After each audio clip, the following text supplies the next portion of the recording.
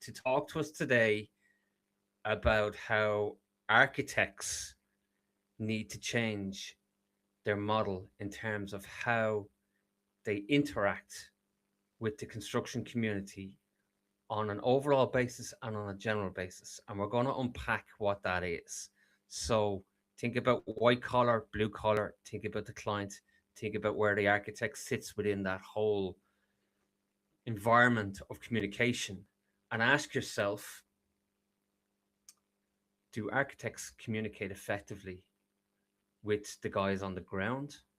Do they not communicate at all with them and just dismiss them for the conversation with the client or with the master builder or principal contractor?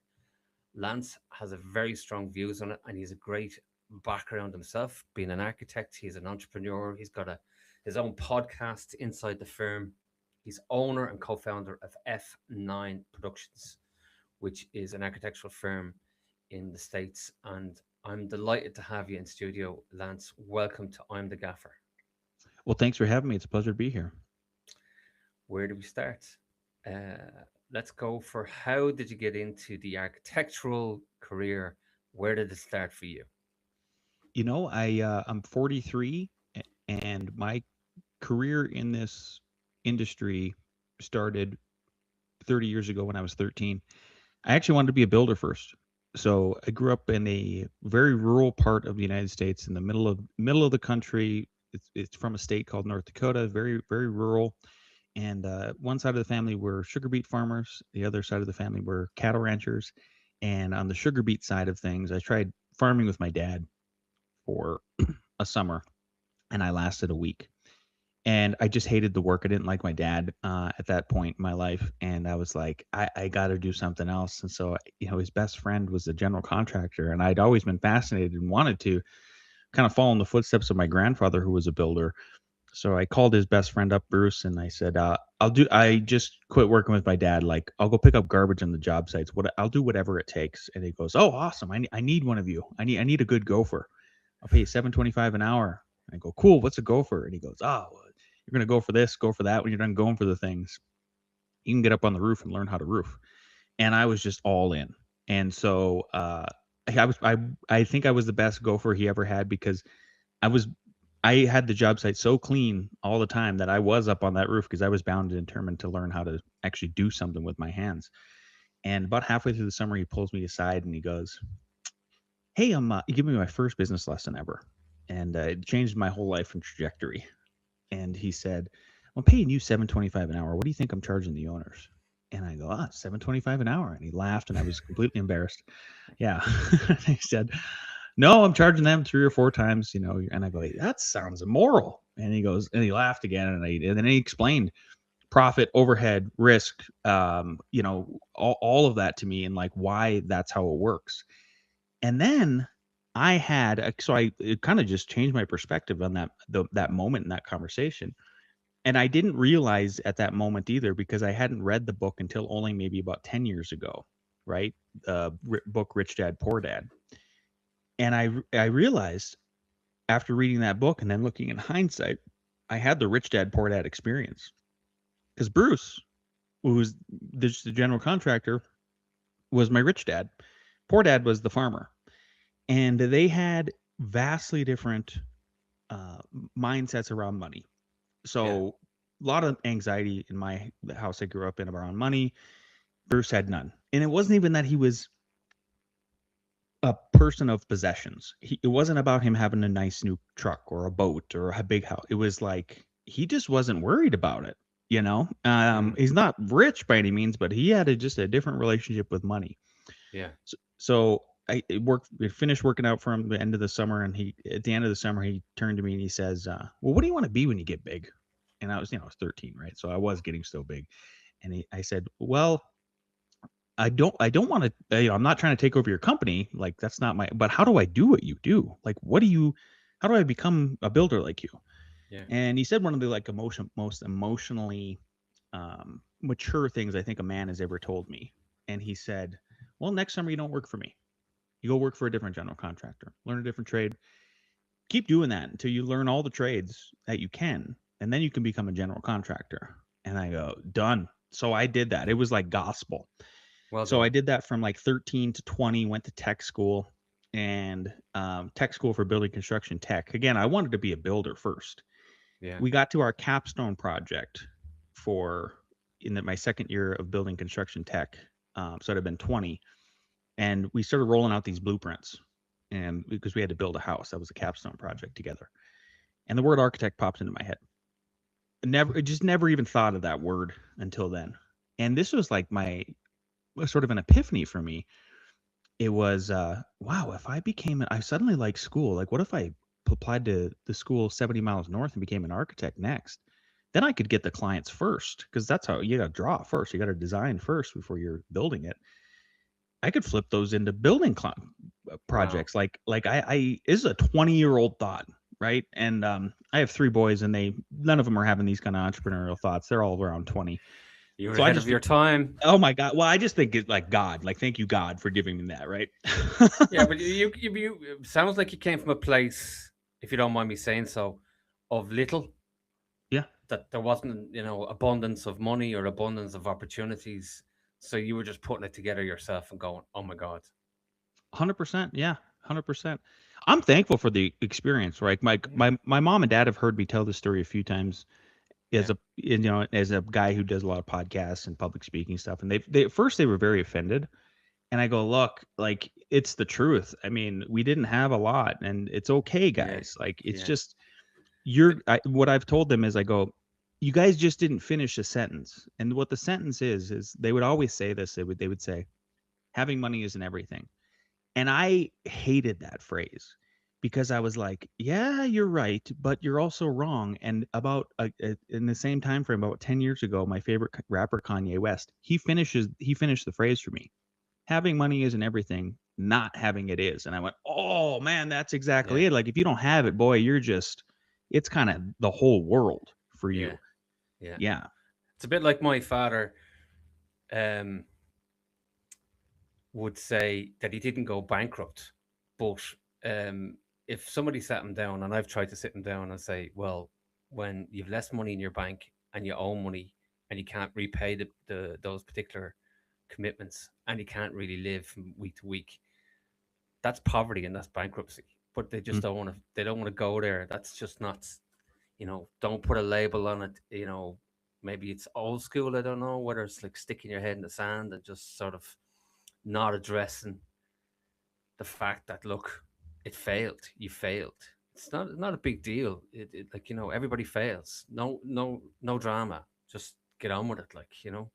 But yeah, I can kind of see I can kind of see the same sort of scenario with yourself was with myself. Was like, you just got to get out and make it happen. Like, because Yeah. college is not on the books. You got to make your own college and find a way to go to college. Yeah. So I Yeah. can resonate that with you. 100% right. And yeah, so I applied to the school 70 miles north of the tech school, got into architecture school, and just actually really fell in love and became like an academic scholar. All of a sudden, it was like, I think it was because I got to choose what I wanted to do for the first time Yeah. in my life, coming from a very small town. And I just really fell in love with the whole thing. Graduated at the top of my class, won Well won done. the thesis award. Mackenzie. Yeah. Yep. And then the last sort of entrepreneurial epiphany as a young guy went off in my head, and it was, the word developer is thrown around a lot in the architecture world, because that's who a lot of architects work for us, real estate Yeah. developers. And I was, at that point I went, huh, I should become a real Yeah. estate developer one day too, because then I could get paid 3 or 4 times, right? Especially if I hold on to the property, I'd be as an investor. Yeah. Um, so that's why I'm here today, actually, and Okay. that's how my trajectory started. Again, I didn't want to be an architect, didn't want to be a developer right away. It was builder first. Yeah. And now, coming full circle, it's like, now I'm trying to convince a bunch of these architects that listen to our show and this show and all, other places, like, whenever I get a chance, like, yes, hey, make it full circle. Like, why aren't you building some of this stuff? Why aren't Yeah. you actually taking back more of that master builder role? And now you're building in places like Aspen and all these kind of premium luxury environments, and you've made it. You've done it. Yeah. Yeah, So, yeah. We so we I'm started gonna from nothing too. I'm gonna unpack one thing, a few things. Well, I'm gonna unpack a lot of things. If you don't mind, curveballs are gonna be just coming at you, left, right, and center. But you don't normally associate entrepreneurs with architecture or architects. Talk to me about that. I agree. You don't. Yeah. I mean, you don't even associate business with architects until maybe the last decade or so, because there's been sort of this organic movement that's really happened in the last decade and a half. And a lot of it is because of the podcasting. I'm convinced, right? So Okay. some of my best podcast architecture friends are Mark LePage with the Entre Architect community, Enoch Sears with the Business of Architecture podcast, and these are folks who are architect. They're still technically architects, they're licensed and everything, but man, they really saw that the American Institute of Architects. Here's where I'll start getting in trouble. Are missing the small firm architects, small businesses like us, 1 to 12 people. We're at 10 right now, and that it's no one's advocating for building better small businesses in the architecture field. And they went, we should do it, and that's exactly what we do on our show too. So there was a long time, I think, in America where, and maybe even across the United States, over in the UK and stuff like that, with architects too, where it's like, well, this is sort of where the ivory tower comes in. It's like, if I design this really beautiful building, why do I need to advertise? They're just going to come to me. They're just going to come to me. I don't need to do any marketing, any advertising, any networking, anything like that. Um, and that's been the major cultural shift that I've seen happening in the small firm architects in particular. Is that's been really exciting for it. You're just not taught about business in school as an No. architect. It's all about design. Well, controversial as it might sound, or as this might sound, and I know that you're open to controversy and you've no problem dealing with it. And correct me if I sound like an ass, right? But is there a stigma with architects that they have a certain behavioral aspect or characteristic? Like, are they on the spectrum type of conversation? Oh yeah. One of the things we say, I'll put it this way. When we go to differentiate ourselves from other architects, when owners or developers or builders are looking to hire us to do their project, the phrase I use over and over again as I go, we're not those pretentious architects from Boulder or Aspen. We don't have the thick rim glasses at F9 Productions. We are very down to earth people, and we are here to solve your problems. We're not here to just dictate and facilitate and administer a design you don't even want, just to puff up our ego. We're here to Yeah, solve your problems. So I think that's sort of the issue, is like, people, a lot of architects are just think it's my way or the highway. I'm the genius. And it's like, I don't know, a lot of these folks who end up hiring you, and then also even the subcontractors and blue collar folks, they have some good ideas. I mean, yeah, they should be heard too. This is a building, designing and building a building is a giant team effort. You're talking yeah. hundreds and hundreds of people involved with many decisions. And yeah, we just try to cut that ego at the door and solve their problems. That's our focus. So you reckon there's an egotistic characteristic with architects in the general term? Oh, 100%. Everybody should read The Fountainhead by Anne Rind. Well, I suppose That's like, where I was coming from on it, and like I'm open to being criticized on it. What I was coming on it was there's kind of like an introvert um, characteristic with architects, and I was trying to go down the route with you in terms of maybe that's what's holding them back as business people or entrepreneurs, that they're so stuck in the weeds of the detail of the architecture and the love of architecture that they don't actually look at the entrepreneurial aspect of scaling an architectural business. yeah, no, I think you're right about that too. Yeah, because multiple things can be true at once for sure. Yeah. Yeah. It's you don't even it's because it's, I don't know why, like, there's been a lot of, it's okay to make money, like, it's okay to have profit, and it's okay to grow. Yeah. The problem is there's such a marriage with really good architecture being also art. It's the same thing as like artists. that type of personality with an artist has a lot of trouble thinking that it's a business because they don't want to taint the art. I think they don't want to. It maybe for them it suddenly feels dirty, and it's like, no, I don't know why we can't get to this. One of the big phrase that comes out all the time in architecture and design is like form should follow function. They should be married together. So like, why can't that be the same thing with your business? If with your architecture practice is like your Yeah. form is the art, but the function should be that you're facilitating people making a living, people being able to eat, people be able to survive a downturn. Yeah. It's sort of a disconnect. And that's where it's probably there's a disconnect between the guy on the ground and the architect. Yeah, that's one of the reasons. That's one of the reasons I for sure.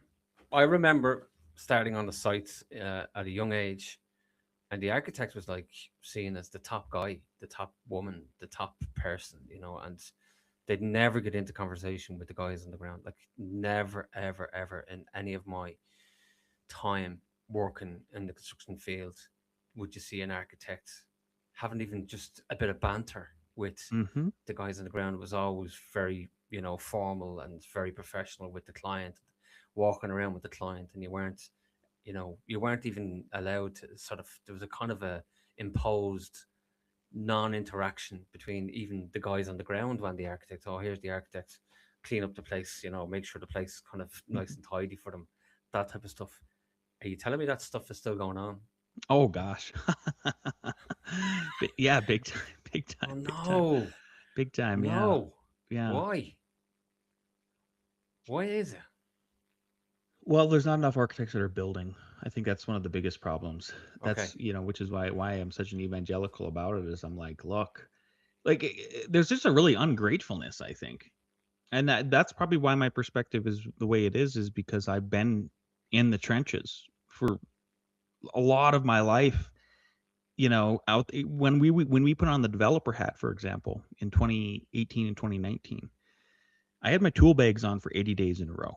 Like I was out there with the guys. And one of the biggest lesson that I kind of got out of that was I got so much respect from the subcontractors who then a lot of them became some of my good friends actually. Like I know their Yeah. families very well. I give them free fish that I catch and stuff like this, and they give me, Yeah. beef that they harvest on their properties and stuff because they were Yeah. good old boys.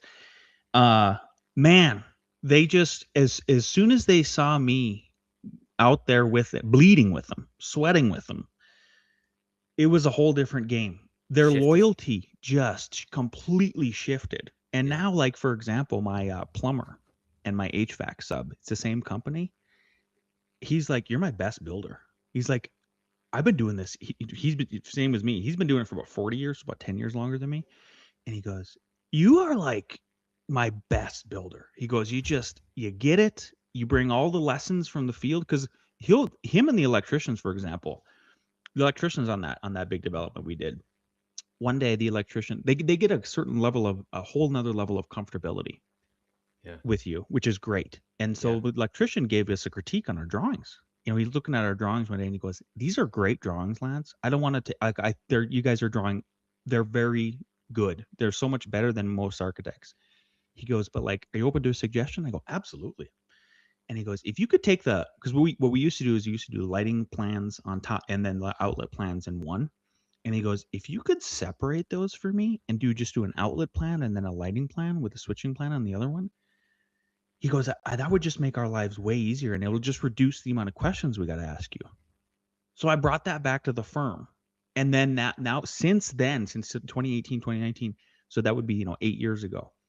So many lessons like that I'm getting from my subcontractors that are out there actually doing the work where I go, "Hey guys," I'll go back in the architecture office. "Hey guys and gals, here's another lesson from the field. And this is how we're going to update our drawing standards because we're going to draw to the field."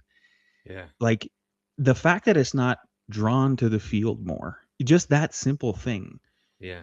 And thinking about those guys, like, how do you get, I don't know how many times I've been with my architects and I'm like, well, how do you think they're going to get their hand up there?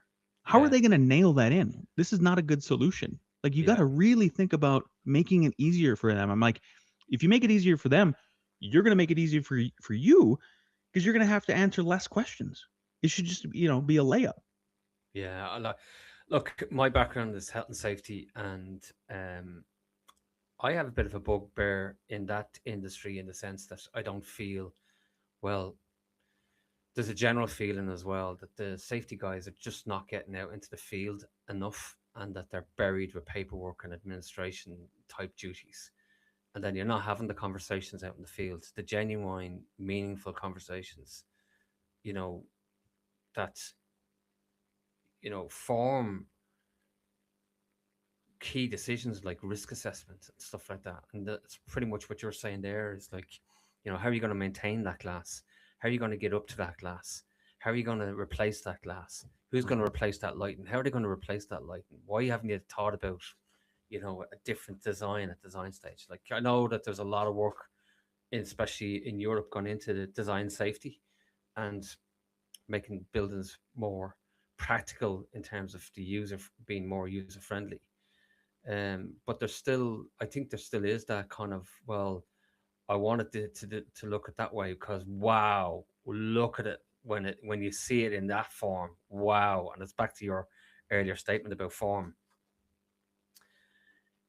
I would like to get to another point, which is after COVID, I kind of felt that the architects lost a bit of control in terms of the client architect relationship.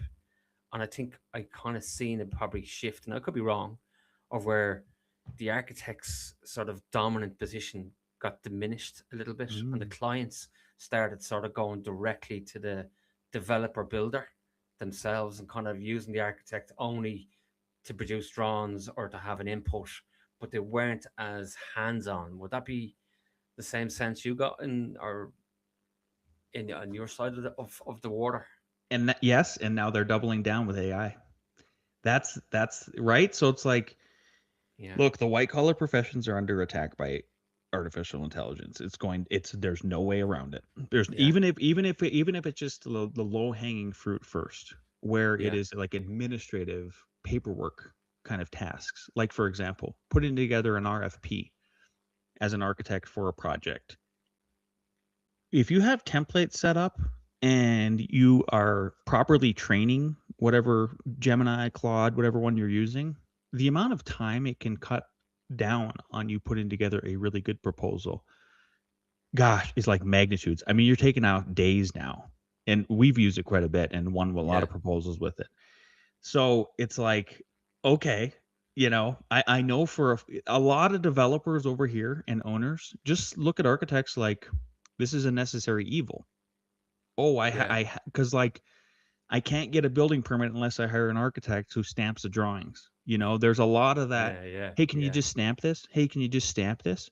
So it's 100%. It's not only the COVID Okay. reaction, what happened during COVID, but then it's also then the AI part of it, which is then like, all right, architects, again, are you really like, if you, it's so crazy to me that they're talking out of both sides of their mouths, especially on LinkedIn. I see this a lot where like Okay. architects are like, yay, it's going to make us faster, better, stronger. We have to hire less people. And then at the same time, then the next post from the same guy or gal will be, they're so worried about the profession Yeah. and losing even more of it. And I go, well, then what, as a part of your profession, can you start doing to re-expand and have more job security? And the, Yeah. the obvious answer is building. There, AI will not be replacing men No. in the trenches anytime soon, risking their lives and placing concrete.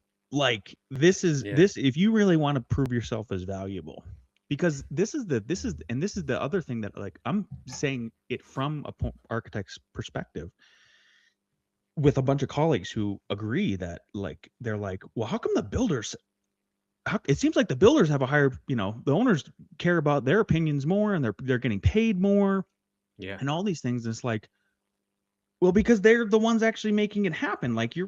your lines on paper are just lines on paper until it hits a line on the dirt, and you Yeah. start chalking it out for a foundation. It's just been real obvious to me where we're at in society right now with this profession, that like this is the logical leap for you to Yeah. take and start taking back that, and then you're just going to be a better architect, and then maybe you'll have more friends too, because then the blue collar guys are going to like you, if you play ball. Well, like we would be advocates of an AI feature called, or an AI solution called Live Switch. Was I'll get Mary, our producer, to send you a link to it. Um, Amazing, just blown away. We had the guy on the podcast, James Hatfield, Mm-hmm. and like that too. You just send a link to whoever's on the job, so you don't need to have a load of people heading for the job to look at it, whatever else, and the customer or whatever can open up the link, and then just push shown the phone around the area. AI just picks up. I don't know how it does it, but it's even able to go and understand the square footage. It's able to see color, and without being told this is a brown wall, I want to change it to a pink wall. The AI actually just understands what color scheme is in the room or whatever it is, and within 5 or 10 minutes you'll have a contract, you'll have a quotation, you'll have a risk assessment, and all the documentation you need all sent to the customer just through that small little piece. And what I got out of it, Lance, was people that maybe not fully, passionate about their trade, or maybe sort of losing a bit of their way, or maybe not as geeky as some of the other guys, will become better. It'll make these people better. It'll make mediocre better, but you still need that sort of juice, if you like, the 20% of, oh my God, you know, the, the creative side and your side of things is what I see is like stuff that AI would not be able to probably produce, that is unique to you as a practice. Maybe you have your own nuances. There'll always be that 20%. And it's those that have that 20% sort of golden key. They're the people that I see probably are going to be the ones that are going to be the superstars for the next generation of tradespeople, architects, whatever you want to be. Mm-hmm. Yeah, it's always a lot of first time business owners, entrepreneurs, when they're starting up, I understand their adversity towards the idea of niching down and trying to find a niche and then exploiting that niche. But that really is important, actually, because I get the how they're maybe worried about it, where they're like, oh my gosh, aren't I going to restrict myself with the type of work I will do? So like, what if there isn't that type of work to do? That is a question you need to ask yourself for sure. Yeah, And it is better if you have a diversity of clients, different kinds of types and stuff like that. But you also have to differentiate yourself from the crowd. And that's the way I think about that last 20%, is like, what is that golden magic you have that convinces a client, like, oh, that's why I'm going with this person? yeah, and that could be just personality. Mm-hmm. It could be that you're a good person, that you're honest, that you're communicating well, that you've got this sort of, aura about you, that you're not egotistic, that you don't have, your own self interest or narcissism. I'm not saying architects are narcissists. You can find them anywhere.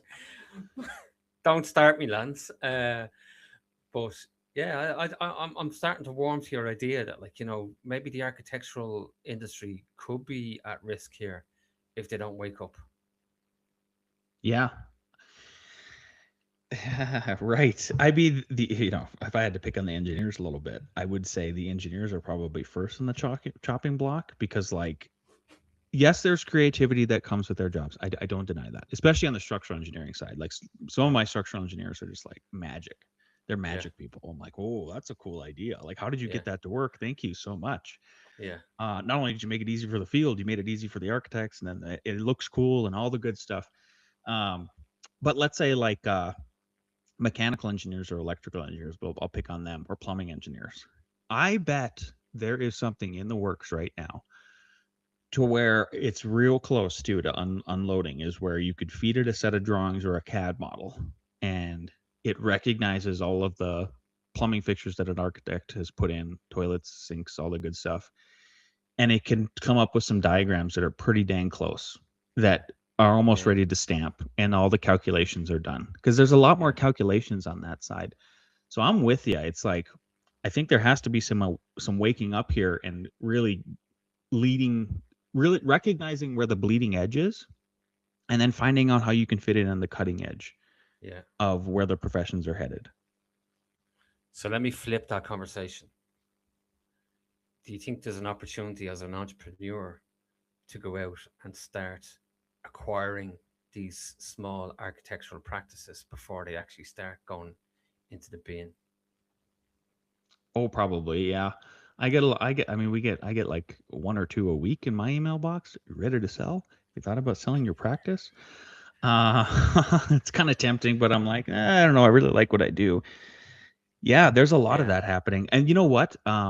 This is a tangential story. In the United States, the veterinarian profession, that's what's been happening there. There's three giant corporations that have went around the United States and started buying up all of the little mom and pop shops.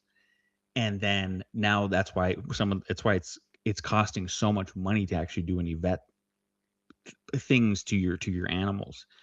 And you see this over and over again. It's Yeah. just like the way capitalism and and entrepreneurism works is, it is based on a hierarchy because it's competitive. So if you're going to Yeah. have a competitive environment, there's going to be a hierarchy, and eventually there will be a consolidation. Yeah. Um, so yeah, it's interesting. It's very interesting. It's an opportunity. Yeah, 100%. Yeah. I can see it because otherwise, what's the value? So maybe this conversation should be about why architects need to get out of the business before they're pushed out of the business. Yeah, yeah. They Yeah. exactly. I just think there's also been, like, architects are very progressive politically. Usually, I'm not. I'm the opposite, and like, I'm progressive in some ways and conservative in other ways. I'm kind of, I feel hopeful anyway, like a better mix. And maybe it's because of the blue collar, white collar thing and wearing both hats. But one of the things a lot of progressive architects like to say all the time is like, diversity is our strength, and it's like, okay, apply that to your business though. Like, shouldn't you be applying that to your business? Because, like, if you put Yeah. all your eggs in one basket, and the eggs go away, then your business fails. Which Yeah. is again not, like, sort of contradictory on the niching part of it. But it's like, that's what I'm getting at, is like, you probably need to niche in like maybe three different ways, Yeah. concentrate on maybe three different typologies, and then Yeah. become the expert in those, and that separates you from the people that are generalists. Yeah. It's very interesting. Like years ago, you would have never heard of an architectural firm going out of business, but you do actually hear A lot. today. Yeah. Yeah. Still, even today, on your side of things, architects are going out of business, are they? Oh yeah, definitely. Yeah, I see people go belly up all the time. It's sort of like quietly you hear about it. You're like, oh, they don't exist anymore, and they got bought up by this or that or the other, or they just went out of business. I have several friends who tried to start up companies, that I graduated with, and then they went under pretty quickly. And it's tough. But this is why it's like, we would have had our first layoff in 17 years last year if we weren't also building our what we design. Building, yeah. Because what I did is, once the architecture was very rough last year. The commissions were low. There wasn't a lot of them. And so when the going got tough for us, is I pulled a project architect or two out into the field. They actually went and did field work because I controlled the labor, right? Yeah. To fill the gap until we could get a few commissions and bring them back to the office. And then I also had them do a lot more construction administration. Go out, meet with the guys, talk about details, figure things out. And then F9 would bill our construction company, F14 Productions. And at the end of the year, when we got to our final look at the books, our biggest client was our sister company, our building company. Building company. Wow. And the amount of money that if we wouldn't have been able to have that income stream, I put up a graph for all the staff, and I didn't say it like explicitly, but they understood what I was getting at.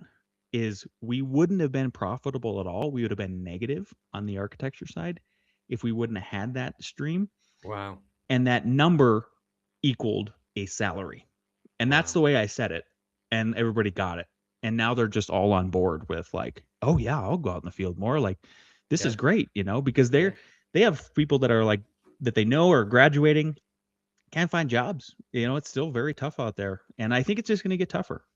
Well, talk to me then, Lance, seeing as you're the expert in the field. What is the financial model of an architectural practice for people that wouldn't be au fait with a construction architectural firm? How do they make money? What is the margins? What does that model look like generally? Yeah, generally most architects are aiming for 10% profitability. And it's the way it's based, the way they get to fees happens in two different ways typically. So some architects will just purely bill hourly. So it goes all the way back to our go for 725 an hour conversation. And let's say they have to the cost to employ like a designer is let's say it costs to employ them uh, $50 an hour. So you got to pay them, let's say you're paying them $20, $30 an hour. Then there's the insurance and all the other stuff. But the cost for every hour you employ that person is $50 an hour. Then there's a standard multiplier, just like there is in the construction example of like two to three times. So you're going to bill the client, $100 to $150 an hour for that employee. And then you're just working pure hourly, and maybe every contract is done hourly. The problem with that is after a while your clients just feel like they're getting nickel and dimed because Like, it's like the clock is just open. You're kind of like a yeah, lawyer in that way. yeah, they feel like it's being rinsed. Yeah, yeah. And so we don't operate that way. We do fixed fee contracts. So the other half of the architects do fixed fee contracts that are basically based on a percentage of what the projected construction total cost will be, which is usually 5 to 10%. So architects are usually aiming for, like, if they can get a really good commission for them would be, let's say the house that they're going to design is going to end up costing in the construction phase $1 million. If they Yeah, can get a contract for $100,000, that's a good fee. And that's typically the business model that people are operating on. But that's but not like, to contrast that, general contractors in the Colorado where we operate, their what they're charging owners typically is 20 to 25% wow, of shit, the total construction projected total wow, construction cost.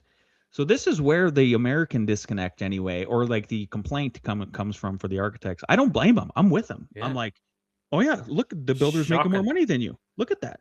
And they couldn't build it without your drawings. I agree with you. So why aren't you building them too? Like, just take on a few of them. wow, Take on one building project per year. That's all you need. Like, why not do it? yeah. And obviously, you're talking gross here when you say 10%. Mm-hmm. So I'm trying to figure out why would they go bust. I'm sitting there 20 25%. Okay, it's not across the board, but if we take the 10%, why the hell are architects going out of business then?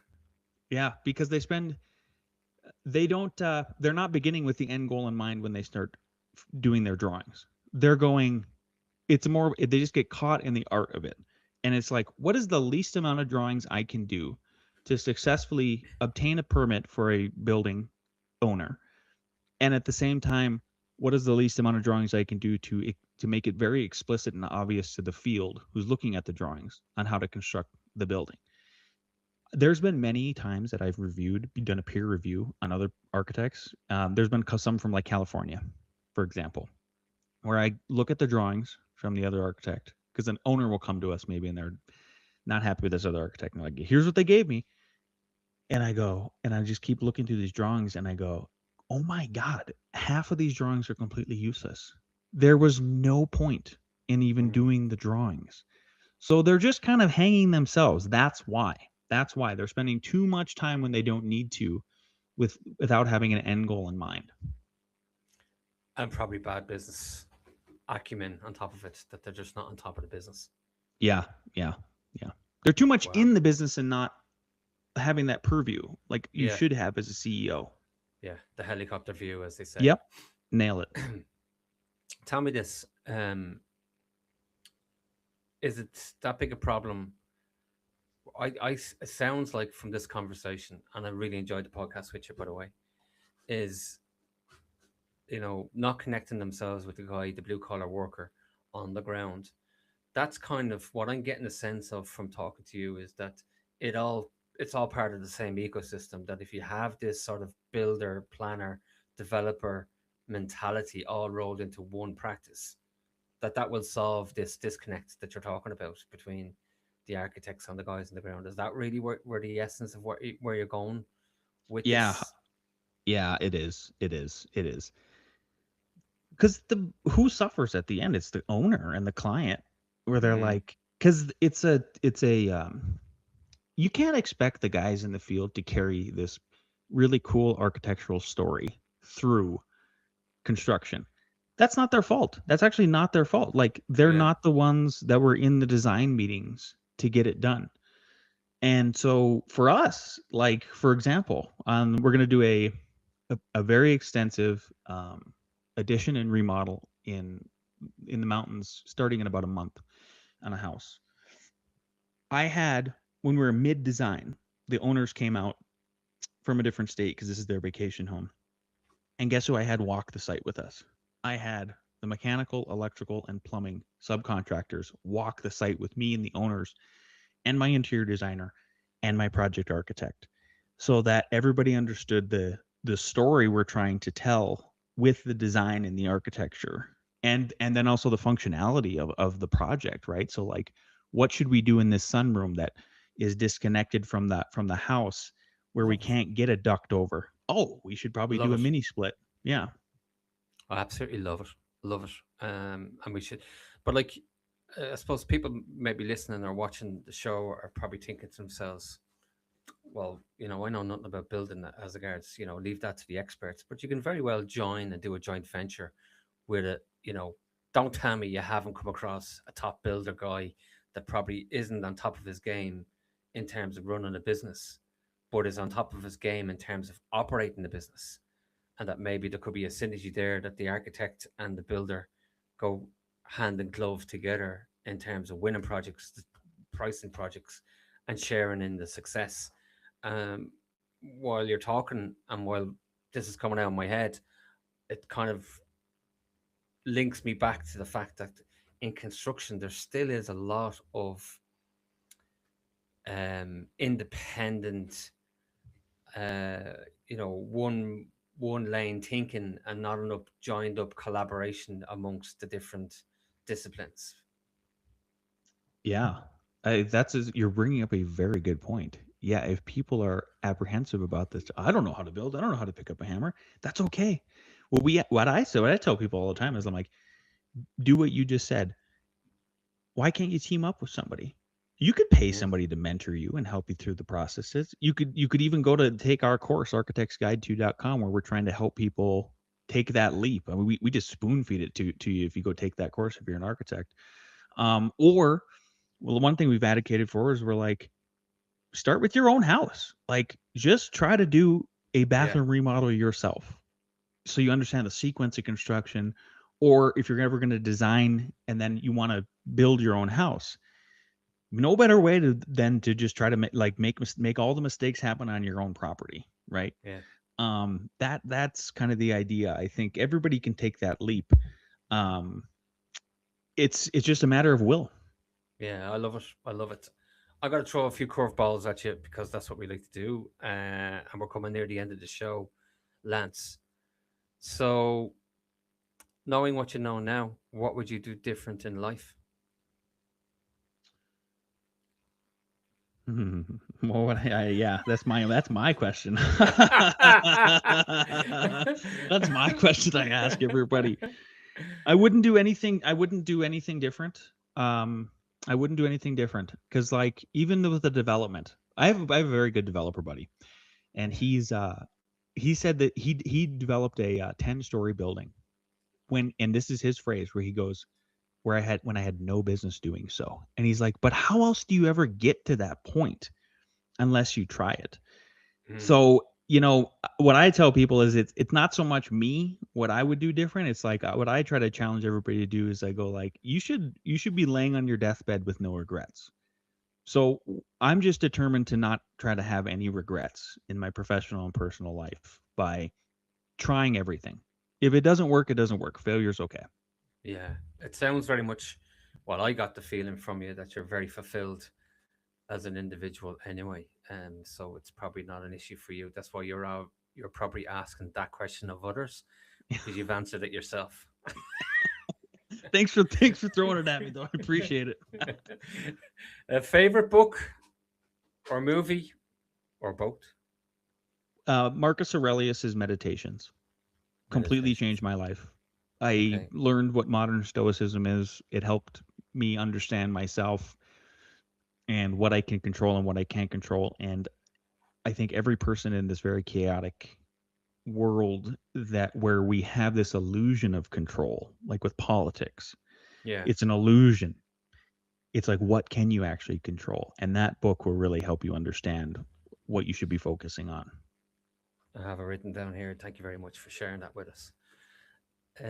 Something about you, a point of interest about you that not well, the listeners probably wouldn't resonate with or go, I didn't see that coming. Is there something about you that's a sort of a quirky point of interest? Maybe obviously your own personal family would know, but maybe not everybody knows. Maybe not everybody in the office. Maybe you don't want to Oh, tell oh, everybody. okay. Yeah, I was thinking. Thank you for like just talking so I could think about it. Um, Here's this pretty controversial. I hope you guys are ready. I am a dog liker, but I am not a dog lover. Most people like to say, "Oh, I love dogs." I go, I just like them. They're okay.